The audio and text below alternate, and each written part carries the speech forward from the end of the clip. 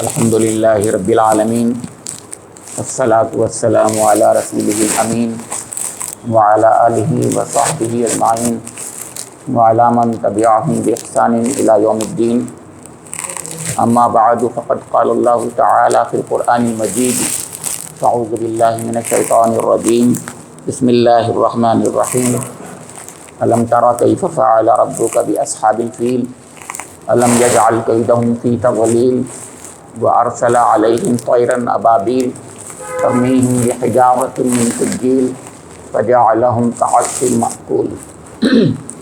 صدق اللہ مولانا العظیم۔ محترم بزرگوں، عزیز ساتھیوں اور پیارے بچوں، السلام علیکم ورحمۃ اللہ وبرکاتہ۔ یہ سورہ جو ابھی آپ کے سامنے تلاوت کی گئی ہے، ہم لوگ روزانہ سنتے اور پڑھتے رہتے ہیں، لیکن یہ غور نہیں کرتے عام طور سے کہ اس سورہ میں اللہ رب کریم نے کیا پیغام دیا ہے۔ اور یہ سورہ اسی لیے چھوٹی سی جامع شکل میں اللہ رب کریم نے عنایت فرمائی ہے، تحفے کی شکل میں، کہ ہم اس میں جو پیغام ہے چھپا ہوا، اس پیغام کو سمجھیں اور اس کے مطابق اپنی زندگیوں کو سنواریں۔ اللہ تعالیٰ نے ارشاد فرمایا ہے کہ اے نبی اکرم محمد مصطفیٰ صلی اللہ علیہ وسلم، یا اے مخاطب میں اور آپ، کیا آپ نے غور کیا، کیا تم نے غور کیا کہ آپ کے رب نے ہاتھیوں والوں کے ساتھ کیا کیا؟ کیا ان کی تدبیر کو غارت نہیں کر دیا گیا اور ان پر پرندوں کے غول بھیج دیے گئے جو ان پر پکی ہوئی مٹی کے سنگریزے پھینک رہے تھے، اور ان کی حالت ایسی نہیں کر دی کہ گویا وہ جانوروں کا کھایا ہوا بھوس ہوں۔ یہ واقعہ یاد دلا رہا ہے اللہ تعالیٰ خاص طور سے اہل عرب کو، اور ان میں بھی خصوصاً قریش کو، اہل مکہ کو، جہاں پر یہ واقعہ پیش آیا تھا، اور زیادہ پرانی بات نہیں تھی، جب حضور نبی اکرم کی ولادت باسعادت سے ٹھیک 50 دن ہی پہلے کی بات تھی۔ یہ واقعہ محرم کے مہینے میں رونما ہوا، جبکہ ابرہہ لشکر لے کر آیا اور حضور نبی اکرم محمد مصطفیٰ صلی اللہ تعالیٰ علیہ وآلہ وسلم کی ولادت باسعادت ربیع الاول کے مہینے میں ہوئی۔ محرم، صفر، ربیع الاول، 50 دن۔ محرم کی کسی تقریباً جب حاجی جا چکے تھے اس وقت کی بات تھی۔ اس واقعے کے بعد میں جب اللہ تعالیٰ نے خاص طور سے اپنی نصرت، اپنی مدد اور اپنی تائید سے خانہ کعبہ کو اور مکے والوں کو بچا لیا، تو مکے والوں نے، خاص طور سے اہل قریش نے، دو روایتوں کے مطابق، ایک روایت حضرت ام ہانی کی ہے اور ایک حضرت زبیر بن عوام کی ہے، 7 سال تک یا 10 سال تک صرف اللہ کی عبادت، صرف اللہ کی بات کی، حالانکہ خانہ کعبہ میں 360 بت رکھے ہوئے تھے، پھر بھی اس وقت جب حضور کی بعثت نہیں ہوئی تھی، آپ کی پیدائش سے 50 روز قبل واقعہ رونما ہوا، آپ کی پیدائش کے 7 سال یا 10 سال تک اہل مکہ نے صرف اللہ رب کریم کی عبادت، توحید ہی کا ڈنکا بجتا رہا۔ کیوں؟ اپنے حبیب کو، خاتم النبیین کو بھیجا تھا، تو ایک کرشمہ کے طور پر، ایک میریکولس وے میں یہ کام کرایا، لیکن دنیا میں اللہ کا قانون دوسرا ہے۔ میریکولس وے میں وہ چاہتا ہے وہ کراتا ہے، اس نے یہ کیا، معجزانہ طور پر یہ کرایا کہ مجبور ہو کر وہاں کے اہل مکہ نے صرف اللہ رب کریم کی عبادت کی، لیکن اللہ تعالیٰ چاہتا ہے لوگ عقل سے سمجھیں، عقل کو استعمال کر کے اللہ پر ایمان لائیں۔ اس کے لیے اللہ تعالیٰ انبیاء کرام کو بھیجتا ہے، سب سے آخر میں حبیب خدا حضور نبی اکرم محمد صلی اللہ علیہ وسلم کو بھیجا، اور آپ نے جو اللہ تعالیٰ نے آپ پر کلام نازل فرمایا اس کے ذریعے سے وہ دلائل دیے جس سے اللہ الہ واحد کی ہی عبادت جائز تھی، لا الہ الا اللہ کا وہ پیغام آپ نے دیا۔ اسی لا الہ الا اللہ کے پیغام کی مختلف شکلیں ہیں، اسی لا الہ الا اللہ کا ایک دنیا کے اندر ایک مظہر ہے، ایک علامت ہے، جہاں صرف اللہ الہ واحد کی پرستش کی دعوت دی جاتی ہے اور اسی کی طرف لو لگائی جاتی ہے، اسی کے ارد گرد گھوما جاتا ہے، اسی کا طواف نام ہے، یعنی بیت اللہ، اللہ کا بیت۔ یہ بیت اللہ حضرت ابراہیم علیہ السلام حضرت اسماعیل علیہ السلام دونوں نے بنایا تھا۔ وَإِذْ يَرْفَعُ إِبْرَاهِيمُ الْقَوَاعِدَ مِنَ الْبَيْتِ وَإِسْمَاعِيلُ رَبَّنَا تَقَبَّلْ مِنَّا إِنَّكَ أَنْتَ السَّمِيعُ الْعَلِيمُ رَبَّنَا وَاجْعَلْنَا مُسْلِمَيْنِ لَكَ وَمِنْ ذُرِّيَّتِنَا أُمَّةً مُسْلِمَةً لَكَ وَأَرِنَا مَنَاسِكَنَا وَتُبْ عَلَيْنَا إِنَّكَ أَنْتَ التَّوَّابُ الرَّحِيمُ۔ آپ ہی سورہ بقرہ کی آیتیں پڑھتے ہیں، سنتے ہیں، دعائیں کر رہے ہیں۔ حضرت ابراہیم اور اسماعیل دونوں خانہ کعبہ کی دیوار اونچی کر رہے ہیں، بڑی پیاری دعائیں ہیں، وہ الگ بات ہے۔ صرف اللہ کے لیے انہوں نے بنایا، اللہ ہی کا گھر نام دیا اس کو، یہ صرف اللہ کا گھر ہے۔ حضرت ابراہیم علیہ السلام کے بارے میں آپ جانتے ہیں کہ انہوں نے اپنا گھر کبھی نہیں بنایا، خانہ بدوش رہے زندگی بھر، عمر 100 سال رہی ان کی، اس سے بھی زیادہ رہی بلکہ، لیکن انہوں نے گھر نہیں بنایا اپنا۔ عراق میں بھی رہے، شام میں بھی رہے، اور یہاں پر مکے میں بھی آتے جاتے رہے، لیکن گھر نہیں بنایا۔ گھر بنایا تو اللہ کا بنایا۔ اسی گھر کو ابرہہ یمن کا حکمراں ڈھانے کے لیے آیا، 60,000 کی فوج لے کر آیا۔ اس کی فوج میں 13 ہاتھی یا ایک روایت کے مطابق 9 ہاتھی تھے۔ اسی بنا پر اس واقعے کو اصحاب الفیل کہا جاتا ہے، ہاتھیوں والا واقعہ ہے، کیونکہ عرب میں نے بتایا تھا کہ ہاتھی نہیں پائے جاتے ہیں، زیادہ اونٹ ہوتے ہیں، اس لیے بہت ہی یادگار واقعہ بن گئی۔ اب یادگار تو واقعہ اور وجہ سے ہی بنا، لیکن اس وجہ سے بھی بنا کہ ہاتھی کی فوج، ہاتھیوں والی لوگوں کی فوج تھی۔ اس کے بعد اس سورے کے ساتھ میں اگلی سورہ کو پڑھیے آپ، اللہ تعالیٰ نے سب صورتوں کو زوج زوج بنایا ہے، جوڑا جوڑا بنایا ہے، لہذا اسی لیے حضور نے فرمایا بھی ہے کہ اس طریقے سے پڑھنا چاہیے۔ پہلی رکعت میں اگر سورہ فیل پڑھی ہے تو اگلی رکعت میں آپ کو قریش پڑھنا ہے۔ لإیلاف قریش ایلافہم رحلۃ الشتاء والصیف فلیعبدوا رب ھذا البیت الذی اطعمهم من جوع وآمنهم من خوف۔ ان دونوں صورتوں کو ساتھ میں پڑھیے، تب آپ کو اندازہ ہوگا بات کیا ہے، مسئلہ کیا ہے۔ میں نے اس کی طرف صرف اشارہ کیا ہے، آپ پڑھیے ترجمے میں، سارا مسئلہ معاشی اور سیاسی تھا۔ آج بھی دنیا میں وہی ہے بالکل مسئلہ، بالکل جو اس زمانے میں تھا، ہر زمانے وہی مسئلہ ہے۔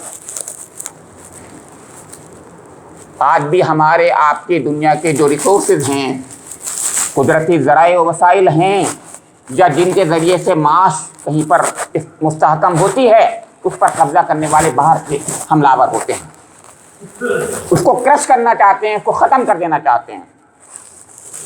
وہ ریڑھ کی ہڈی ہوتی ہے انسانی زندگیوں میں حیاتی، تو معاش اور معاش کے پیچھے معیشت، اور معاش اور معیشت کے پیچھے سیاست۔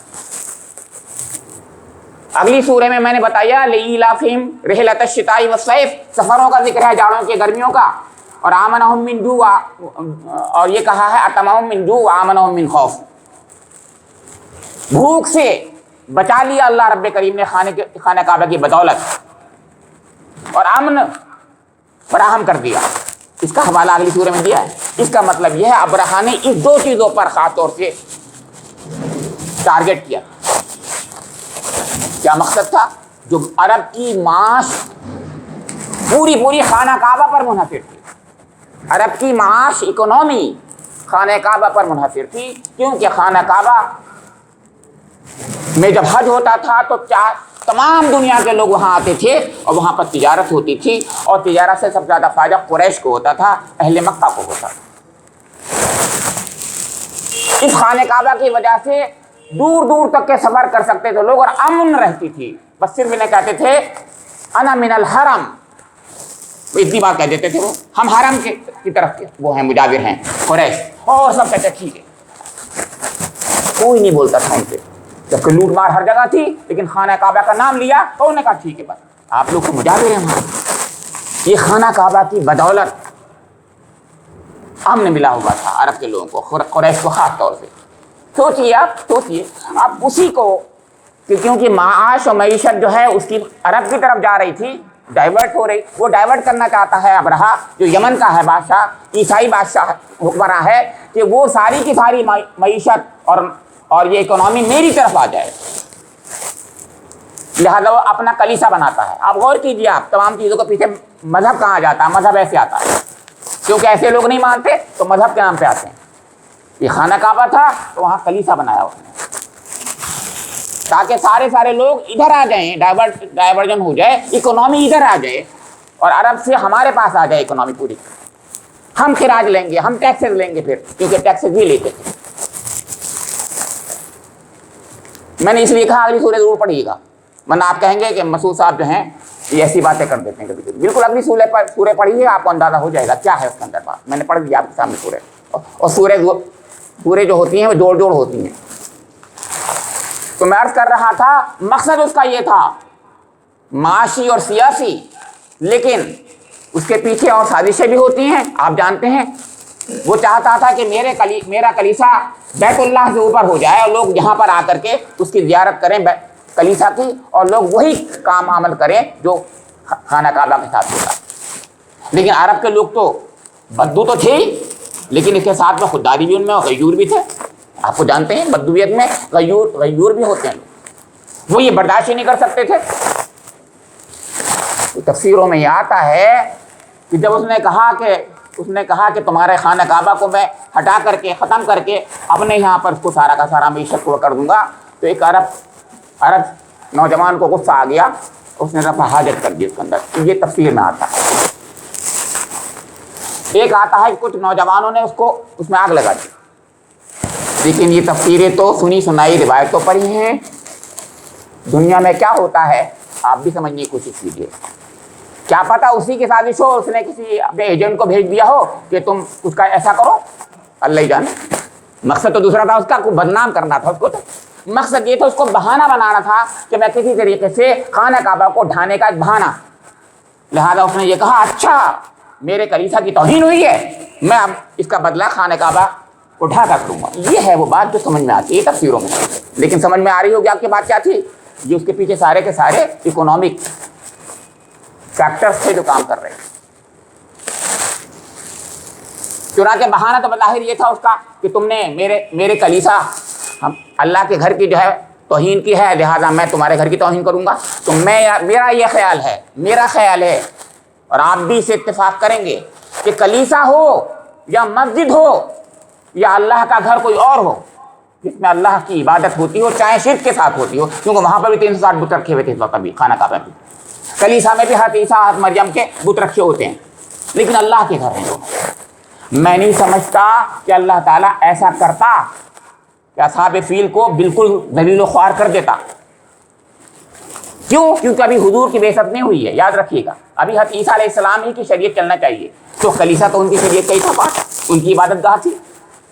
इसका मतलब ये वो फैक्टर था ही नहीं जो आप समझ रहे हैं। फैक्टर वही था कि वो जलील कर रहा था तौहीद के घर को तौहीद की अलामत के साथ में। ये कहना चाह रहा हूँ, तौहीद की अलामत को वो ख़त्म करना चाहता था। शिर्क ईसाइयत में पैदा हो चुका था, शिर्क इनमें भी पैदा हो चुका था, आपको पता है 360 बुत रखे थे।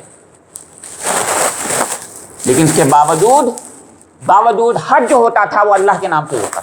याद रखिए, हज जो होता था मुशरिकाना ज़मान दौरे जाहिलियत में भी हज अल्लाह ही का हुआ था। उसमें बहुत सी मुशरिकाना, उसके अंदर जाने कितने मरासिम हो गए थे पैदा, नंगे होकर तवाफ भी करते थे, सीटी में भी डालते थे, तालियां भी करते थे, सब कुछ करते थे, कुरान जिक्र करता है। लेकिन इसके बावजूद अल्लाह ही के घर की ज़ियारत के लिए लोग आते थे, हज किसी का नाम।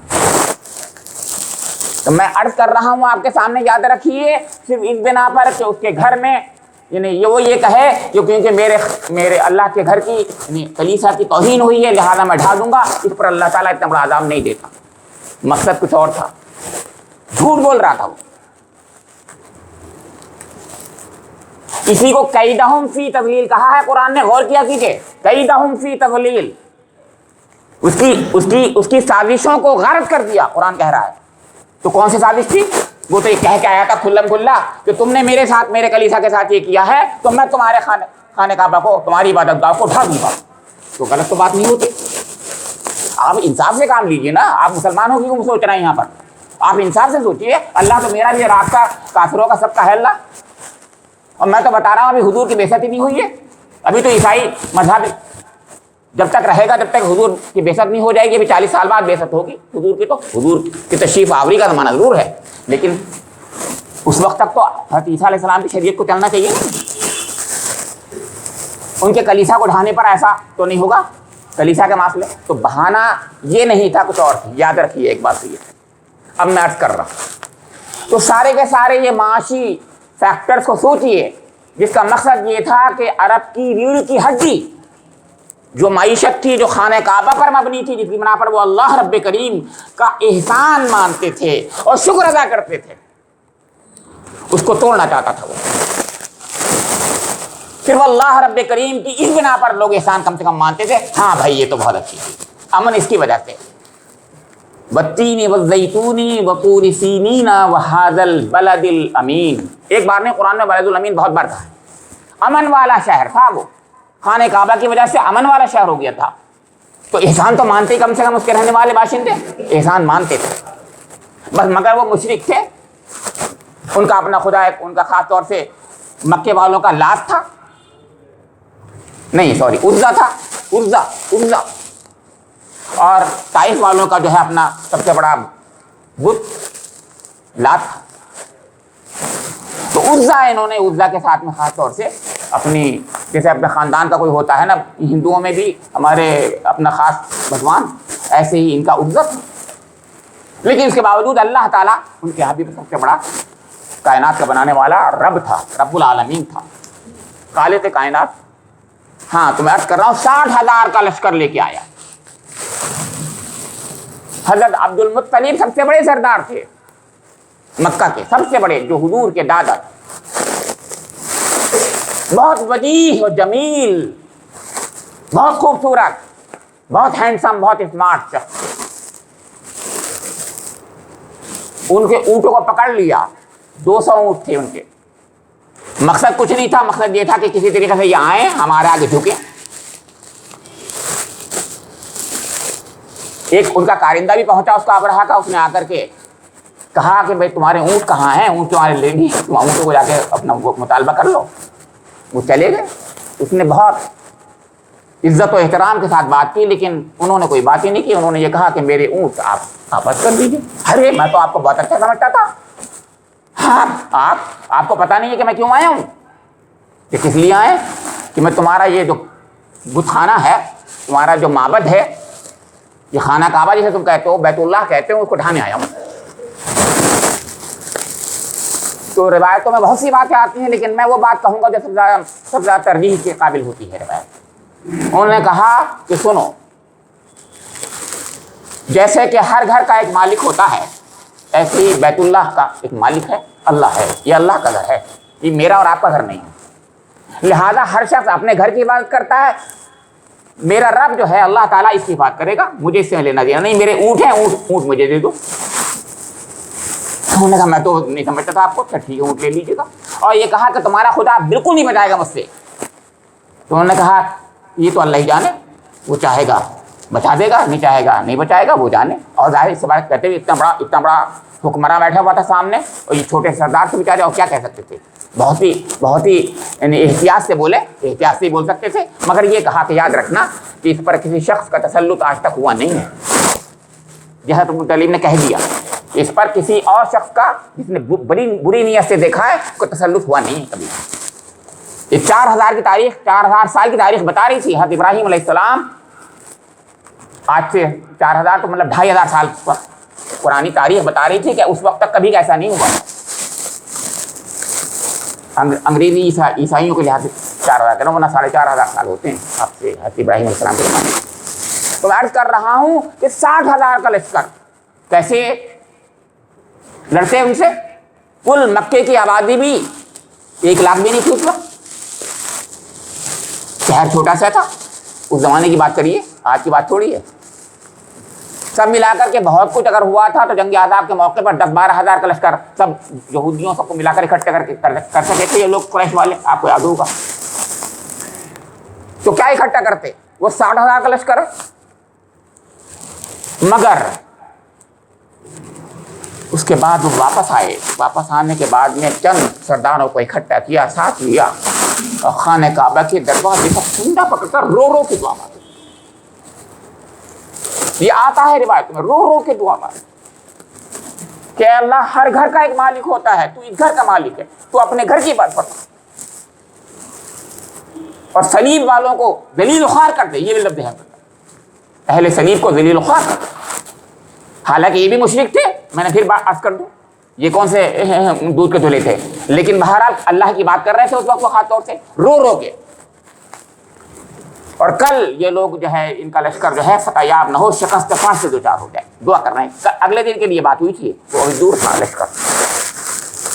अगले दिन उसने अपना मुक़द्दमतुल जैश भेजा, अगला जो सबसे आगे का साल वो होता है फौज का, उसका हाथी जो था उसका नाम महमूद था। सबसे बड़ा हाथी, सबसे मजबूत, सबसे ज़्यादा यानी उसमें बेहतरीन हाथी जिस पर अबरहा बैठा हुआ था। तो बाकी उसके अंडर में थे सब हाथी, उसकी बात मानते थे। खाना काबा ही नहीं बल्कि अभी वादी मुहस्सर में पहुँचे हैं। आपको याद होगा जब आप हज करके आते हैं, अराफात के मैदान से आते हैं, रात में आप मुज़दलिफ़ा में क़याम करते हैं थोड़ी देर के लिए, और मुज़दलिफ़ा से मिना में आते हैं तो दरमियान में वादी मुहस्सर है। यहाँ पर अबरहा का लश्कर जो है अबाबीलों के उससे इताब से, अल्लाह के अज़ाब से बेचार हुआ। जैसे ही वो खाना काबे की तरफ बढ़ा लश्कर का वो हिस्सा मुक़द्दमतुल जैश जिसे कह रहे हैं हम, वो महमूद हाथी जो था एकदम बैठ गया। उसके तबर मारे गए, उसके अंकुश मारे गए, सब कुछ किया गया। वो अगर चलता था तो या तो शिमाल को जाता था, या जुनूब को जाता था, या ईस्ट को यानी आपको पूरब को जाता था, मगरिब को नहीं जाता था। मगरिब की तरफ खाने का था। आपको मालूम होगा यमन ईस्ट में है, आपको याद होगा यमन ईस्ट में है, मक्के से तकरीबन ईस्ट में है, और ऐसे हो जाता। तो बहरहाल वो उस तरफ जब भी मारते उसको अंकुश नहीं बढ़ता था आगे, यही होता रहता था। आखिरकार हाथी किसी तरीके से नहीं बढ़ा और अल्लाह ताला ने इसी दरमियान में एकदम गोल के गोल परंदों के भेज दिए। उनके छोटे छोटे पत्थर थे, मैंने बताया था आपको, चोंच में एक रिवायतों में आता है और पंजों में दो, 5 छोटे छोटे पत्थर उनके पास उन्होंने भेजे हैं। वो जो गिराए हैं पत्थर, ऐसा जहर कि दुनिया ने आज तक ऐसा जहर, मैं भी बायोकेमिस्ट्री का एक तालिब इल्म हूँ, मैं भी जानता हूँ, मैं भी पॉइजन्स को जानता हूँ, मैं भी टॉक्सिन्स को जानता हूँ, मुझे मालूम है जर्म क्या करते हैं, मुझे मालूम है बहुत सी बातें, अल्लाह का शुक्र है। लेकिन उसके बावजूद ऐसा जहर, ऐसी चीज़ जो है कभी हमें अब भी समझ में नहीं आती कि वो कैसे हुआ। क्योंकि जैसे वो गिरता था पत्थर, एकदम गोश्त गलने लगता था, एकदम खारिश हो जाती थी, खुजली शुरू हो जाती थी, जब खुजाता था फट जाती थी खाल, और इतनी पड़ती थी खून और गोश्त जो है पानी की तरह गल कर निकल जाता था और हड्डी निकल आती थी। उतनी देर में वो भागा लश्कर सब, ये अबरहा भागा और भागा, वहां तक भी नहीं पहुंच पाया, दरमियान में मर गया। अल्लाह रब्बे करीम ने जिस तरीके से अपने दुश्मनों को इस दुनिया में भी दलील ख्वार किया है, आज भी दुश्मनों को दलील ख्वार वो करता है, कर सकता है और करता रहेगा। इसमें हमें यकीन की ज़रूरत है। लेकिन कब? बशर्ते कि हम रो रो के गिड़वाएं, जैसे कि उन्होंने रो के गिड़वाए थे। बशर्ते कि हम सिर्फ उसी से मांगें, उसी पर तवक्कुल करें। मोहलत देता है अल्लाह ताला, इसका भी ख्याल रखें, क्योंकि वो भी तो इंसान बंदे हैं, अल्लाह के बंदे, उनको भी तो अल्लाह ताला, उनका भी तो रब है, उनको भी मौका देता है। ये भी सोचें कि उनको मौका देगा भी अल्लाह ताला। बस मुझे आपसे आज ये सबक यही देना था कि मुझे और आप लोगों को इस खाना काबा के तो ख्याल जिसकी तरफ मैं और आप रुख करते हैं, थोड़ा सा वो हिस्सा ईमान का नसीब फरमा दे जो हिस्सा चाहिए हमें। रब्बना तक़ब्बल मिन्ना